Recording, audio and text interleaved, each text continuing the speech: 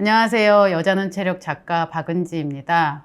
신년부터 여성과 건강에 관한 이야기들을 좀 더 여러분들이 쉽게 들으실 수 있도록 새로운 코너를 만들어 봤습니다. 그래서 오늘 처음 말씀드릴 주제는 여성과 운동에 관한 이야기입니다.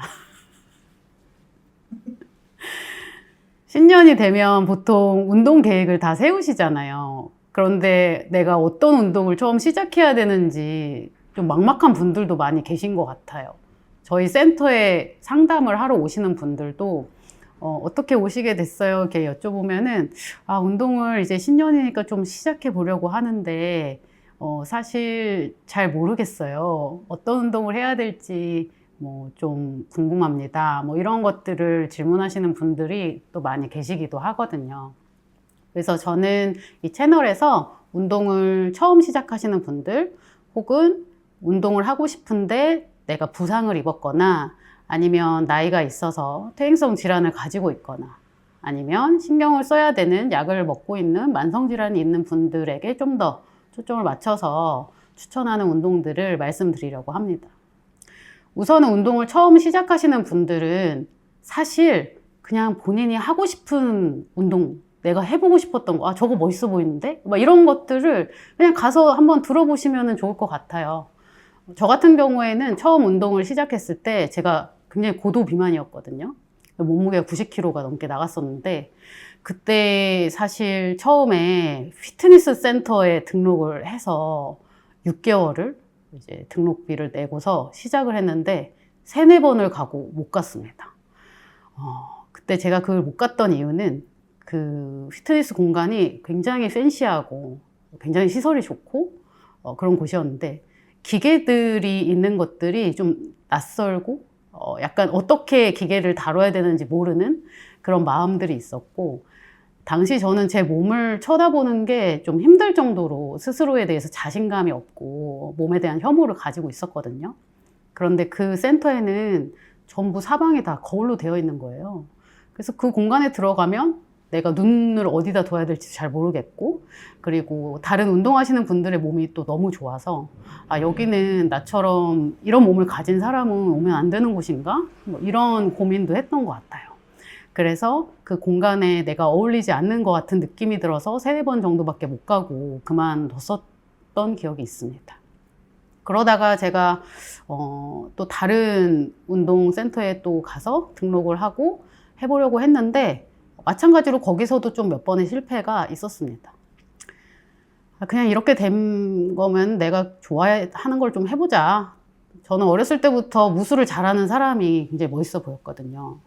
그래서 집 근처에 있는 합기도장을 찾아가게 됐는데 그 합기도장은 시설은 사실 피트니스 센터랑 비교를 할 수 없을 정도로 사실 좀 열악했어요.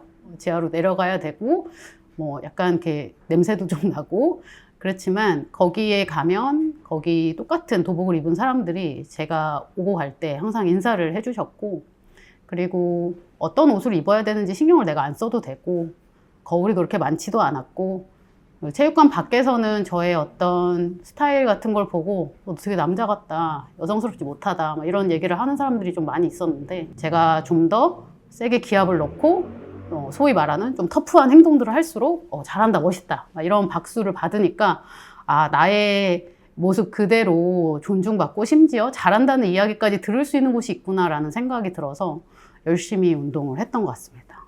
그런 것처럼 여러분들이 뭔가 운동을 시작을 하고 싶으시다면 예전부터 내가 이거 좀 해보고 싶었다라는 생각이 들었던 운동을 뭐든 시도를 해보시면 좋을 것 같고요. 처음 가는 곳에서는 저는 좀 적은 횟수나 좀 짧은 기간에 수강권을 끊고 등록을 하시는 거를 추천해드립니다. 왜냐하면은 그게 좀 더 비싸 보이더라도 오히려 시행착오 비용을 좀 낮추실 수가 있거든요. 그렇기 때문에 원데이 클래스가 있으면 원데이 클래스 들어보시는 것도 굉장히 추천하고 마음에 드는 곳이 있으면 그때 추가로 수강권을 구매해서 들으셔도 되니까 좀 다양한 것들을 경험해 보시는 것을 추천을 드립니다. 그리고 최근에 저희 센터에 상담을 하러 오신 분 중에서는 이제 갱년기가 되면서 골감소증 진단을 받으신 분이 계셨어요. 그래서 그분은 내가 혹시나 운동을 하다가 골절을 입지 않을까? 뭐 이런 고민을 또 하고 계셨는데, 또 그렇게 골절을 입지 않으려면 사실 골밀도를 높이는 운동을 또 하기도 해야 되거든요.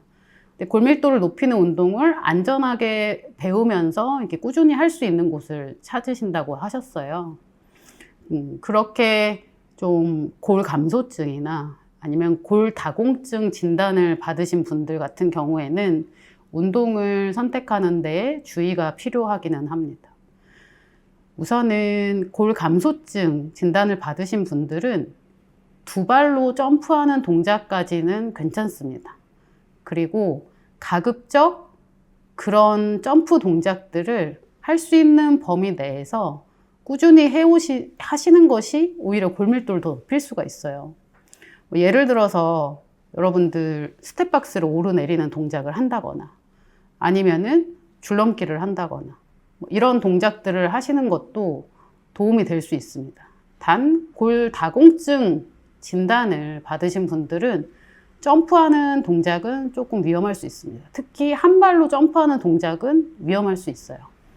그렇기 때문에 한쪽 발이나 한쪽 다리에 굉장히 체중이 급작스럽게 많이 실리는 동작들은 피하시는 게 좋고, 남들과 격하게 움직이면서 부딪혀서 혹시나 서로 부상을 입거나 넘어질 수 있는 그런 격렬한 팀 스포츠, 그런 것에 좀 참여하시는 것은 무리가 있을 수 있겠죠. 그래서 그런 분들 같은 경우에는 가볍게 할 수 있는 근력 운동, 밴드를 사용한 것이라든지 아니면 맨몸으로 하는 것, 매트에서 하는 것, 이런 근력 운동에 참여하시는 것을 추천을 드리고요. 그리고 어떻게 보면은 골다공증 진단이 있기 전에 골 감소증까지는 거의 일반인들과 운동 수준이나 운동 강도, 운동량이 그렇게 많이 차이 나진 않습니다. 가이드라인 자체가. 그래서 오히려 자기가 지금까지 운동을 좀 안 해오셨던 분이라면 좀 더 신경을 써서 운동을 하시는 것이 좋고, 다만 말씀드린 것처럼 한 발에 급작스럽게 체중이 실리는 동작이라든지 이런 것들은 처음 운동 시작하시는 분들은 피하시는 것이 좋겠습니다. 그거를 하면 안 된다라는 것은 아니지만 또 발목을 다칠 수도 있고 하기 때문에 운동을 처음부터 차근차근 알려주는 곳에서 시작하시는 것을 추천을 드리고, 만약에 운동 경험이 없으신 분들이라면 그룹 운동으로 들어가기 전에 1대1 레슨을 먼저 받으시고 그 다음에 그룹 운동에 참여하시는 것을 좀 더 안전한 방법이라고 추천드리고 싶어요. 이 외에 비만이나 고혈압, 당뇨, 고지혈증 이런 대사증후군이 있는 분들 같은 경우에는 유산소 운동과 근력 운동을 같이 병행해서 진행을 하시는 것이 좋죠. 그리고 이런 대사성 질환은 운동만큼이나 식이도 굉장히 중요해서 식사 관리를 하시면서 운동에 참여를 하시는 것이 특히 중요합니다. 특히 당뇨나 고혈압 같은 그런 질환은 근력 운동이 필수적으로 필요한 질환이기도 한데요.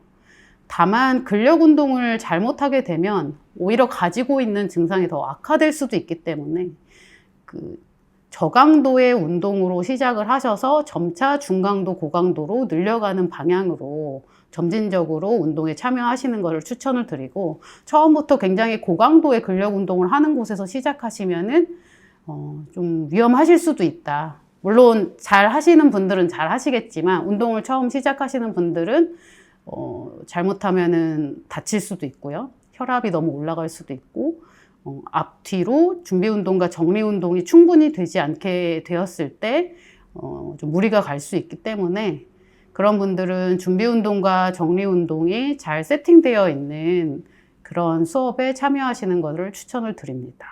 주 2회, 주 3회 이런 거 궁금해 하시는 회원님들도 있는데. 네. 근력 운동 얼마나 했는지. 일단은 근력 운동 같은 경우는 근력 운동을 한다는 방식 자체가 근육에 상처를 내는 거잖아요. 내가 운동을 하는 동안 미세하게 근육에 상처를 내서 그 상처가 회복되어서 이전보다 더 강하게 만들어지게 하는 것이 근력 운동의 방식이라서 회복을 할 수 있는 시간을 주는 게 중요하죠.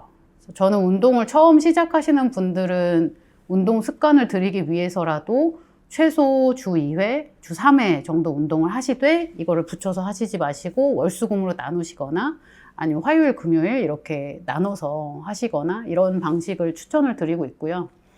주 1회만 운동을 하시는 분들도 사실 아예 하지 않는 분들보다는 훨씬 낫지만 그게 운동 습관을 처음에 만들어주지는 않아서 저는 최소한 주 2회 하시는 거를 추천을 드리고 근력 운동의 경우에는 뭐 나는 주말밖에 운동할 시간이 없어 그래서 토요일, 일요일 해야 돼 이런 분들은 부위를 상체, 하체 이렇게 나눠서 하시는 거를 추천을 드립니다.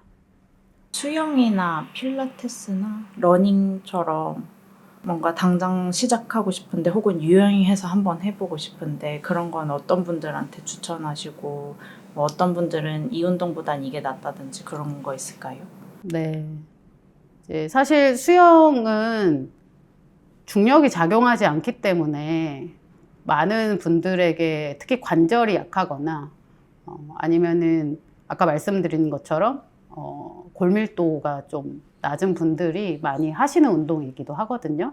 그래서 수영을 하시는 거는 저는 모두에게 다 좋다고 생각합니다. 거의 대부분의 사람들에게 다 좋은데 이제 다만 좀 유의하셔야 되는 게 수영만 하시게 되면 또 어깨를 과사용하거나 잘못 사용해서 어깨 관절의 통증을 느끼는 분들도 좀 계세요. 그래서 근력 운동과 그런 수영과 같은 유산소 운동을 같이 병행을 하시는 거를 좀 더 추천을 드립니다.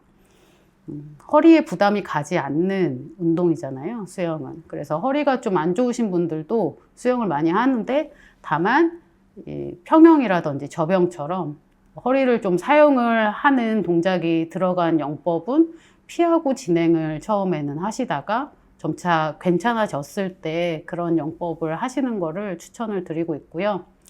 필라테스도 마찬가지로 굉장히 좋은 운동이라서 그냥 거의 대부분의 사람들에게 다 추천을 하고 있고요. 근데 만약에 내가 좀 폭발적인 순발력을 기르고 싶다.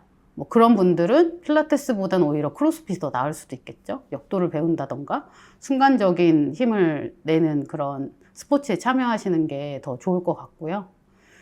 수영이나 필라테스 모두 누구나 다 하실 수 있고 누구에게나 다 좋은 운동이라고 생각을 합니다. 대부분 많은 분들이 수영을 통해서 신체적인 건강뿐만이 아니라 정신적으로도 위안을 많이 얻는다는 얘기를 하시더라고요. 물속에서 하는 어떤 그런 움직임 자체가 사람에게 되게 어떤 치유의 에너지를 또 주는 것 같아요. 그래서 수영을 그런 좀 내가 우울감이 좀 있다. 그런 분들 같은 경우에는 또 적극적으로 제가 추천을 드리기도 합니다. 달리기는 보통 그 보건복지부에서 나온 한국인을 위한 신체활동 지침에 따르면 약간 숨이 차서 옆 사람이랑 대화가 힘들 정도? 그 정도의 러닝이 일주일에 한 2번씩은 있어야 된다라는 뜻인데 그 정도는 하셔야겠죠? 근데 러닝을 하기가 어려우신 분들은 천천히 달리기부터 시작을 하시고 슬로우 조깅부터 시작을 하시고 그 다음에 조금씩 속도를 높이거나 하는 식으로 하실 수 있고 러닝은 전 개인적으로 슬로우 조깅을 좋아하는 편이라서 매일 해도 좋다라고 생각하고 매일 30분 정도씩은 달리기를 하시는 거를 추천을 드리고 있습니다만 만약에 최소한 어느 정도까지 해야 되냐라고 물으신다면 체력을 유지하는 정도에서는 아까 말씀드린 대로 일주일에 2번 한 15분 이상씩 그렇게 하는 거를 추천드립니다. 하지만 내가 뭐 기록을 올리고 싶고 달리기를 좋아하고 하시는 분들은 더 자주 더 많이 하셔도 되겠죠.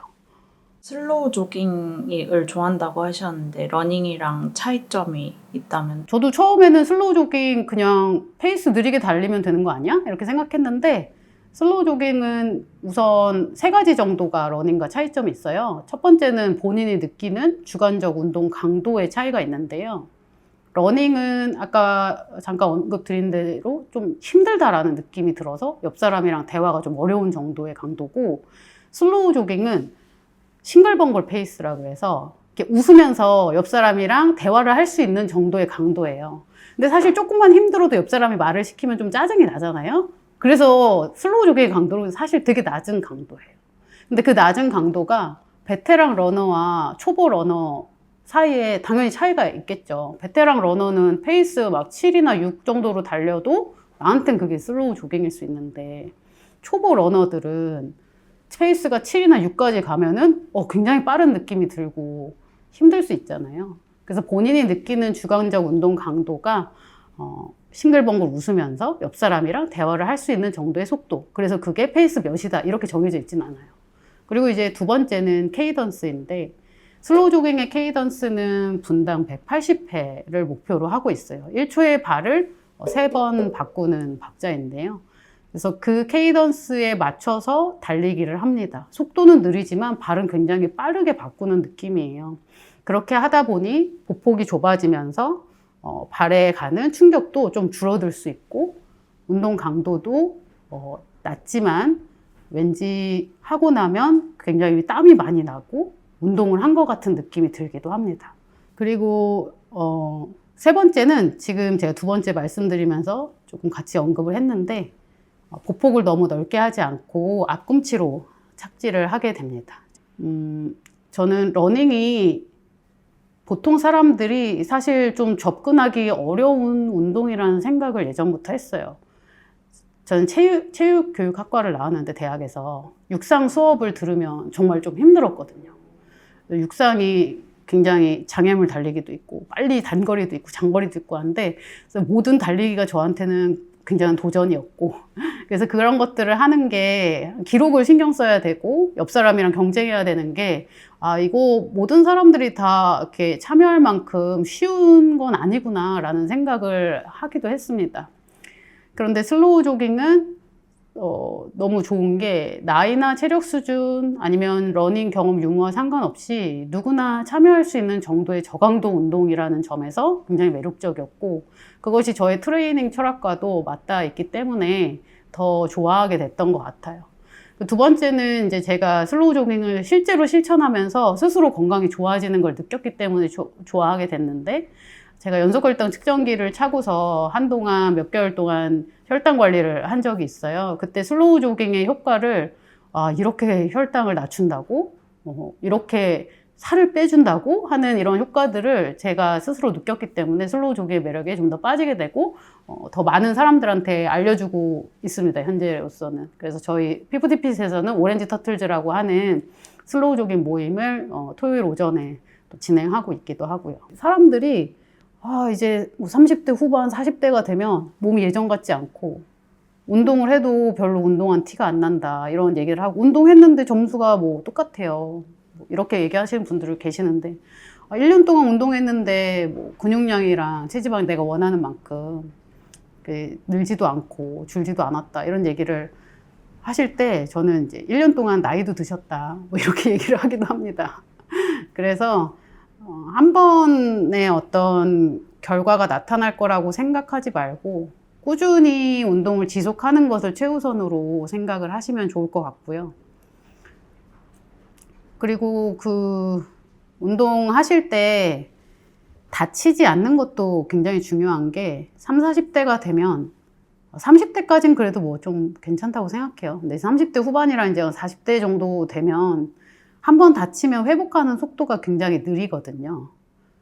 근데 또 40대까지는 괜찮아요. 50대 되면 좀 더 느려지고요. 60대 되면 더 느려지기 때문에, 그렇기 때문에 저는 새로운 운동에 도전하고 여러 가지를 경험해보는 거는 나이가 좀 빠를수록 좋다라고 생각하는 편이기도 하고, 요새는 또 테크의 시대이기 때문에 저는 가지고 있는 그런 기기들을 잘 사용을 하면서, 예를 들어서 여러분들 와치를 차고 있으면 여러분 운동량이랑 수면의 질 같은 것들을 얘가 좀 파악을 해주는 게 있잖아요.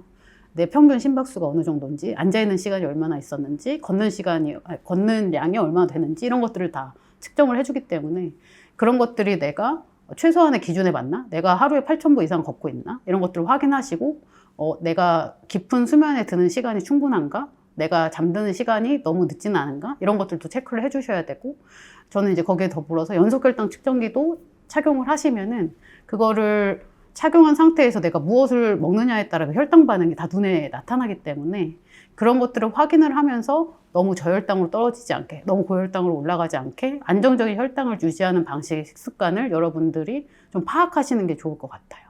그래서 가지고 있는 기기를 최대한 활용을 하시면서 20대 때 가장 좋았던 어떤 순간의 몸을 자신의 그 디폴트 값이라고 생각하지 않으셨으면 좋겠어요. 자꾸 그때랑 비교해서 내가 지금 좀 허약한 것 같다, 체력이 약한 것 같다 이렇게 말씀하시는 분들도 계시는데 그렇게 생각하면 사실 그때 체력으로 다시 돌아가거나 그 나이로 돌아가는 거는 불가능하기 때문에 물론 체력적인 부분은 더 좋아지실 수도 있어요. 하지만 또 나이가 들어가는 몸을 내가 인지하면서 지금의 나의 몸에 맞는 생활 방식들을 연습하는 것도 평생 해나가셔야 되는 일이라고 생각해요. 네, 새해 운동 시작하시는 분들 많이 계실 텐데 저는 운동 시작하신 것만으로도 100점이다라고 말씀드리고 싶고요.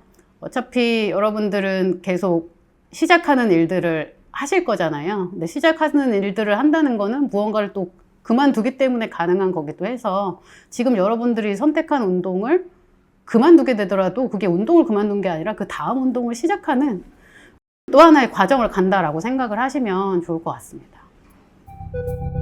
여러분들과 함께 나이 들어가는 코치 박은지입니다. 건강한 노후를 준비하는 시간, 여자는 체력.